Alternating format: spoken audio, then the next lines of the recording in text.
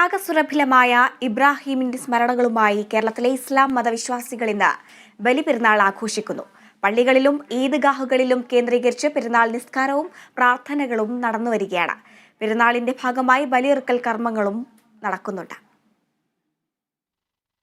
അല്ലാഹു അക്ബർ അല്ലാഹു അക്ബർ ലാ ഇലാഹ ഇല്ലല്ലാഹ്. പള്ളികളിൽ തക്ബീർ ധ്വനികൾ മുഴങ്ങുകയാണ്. വിശ്വാസികളുടെ മനസ്സിലും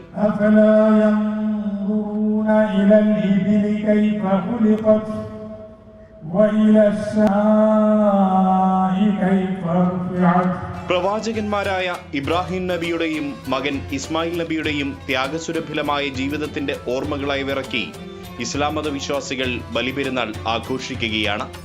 ആത്മീയമായ പാതയിൽ സഞ്ചരിക്കുമ്പോൾ ദൈവത്തിന്റെ പരീക്ഷണമുണ്ടാവുകയും തുടർന്ന് തനിക്ക് ആറ്റുനോറ്റു കിട്ടിയ മകൻ ഇസ്മായിൽ നബിയെ ദൈവകൽപ്പന പ്രകാരം ഇബ്രാഹിം നബി ബലിയെറുക്കാൻ സന്നദ്ധനാവുകയും ചെയ്തു എന്നാണ് വിശ്വാസം.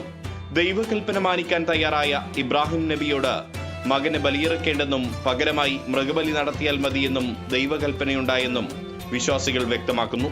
ഇതിന്റെ ഓർമ്മ പുതുക്കിയാണ് മൃഗബലി കർമ്മമായ ഉളുഹിയ്യത്ത് അറുക്കൽ ബലിപെരുന്നാളിന്റെ ഭാഗമായി നടത്തുന്നത്.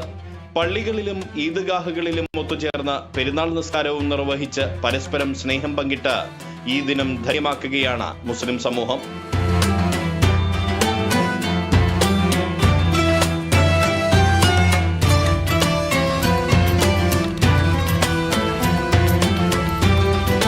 പ്രത്യേക പ്രാർത്ഥനകളും പെരുന്നാൾ ദിനത്തിൽ നടക്കുന്നുണ്ട്.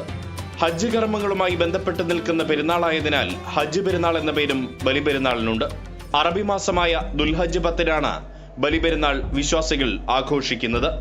ബന്ധുക്കളുടെയും സുഹൃത്തുക്കളുടെയും വീടുകൾ സന്ദർശിച്ചും വിരുന്നൊരുക്കിയും ഐക്യ സന്ദേശം പകരുന്ന ദിനം കൂടിയാണ് ഈദുൽ അദ്ഹ ദിനം.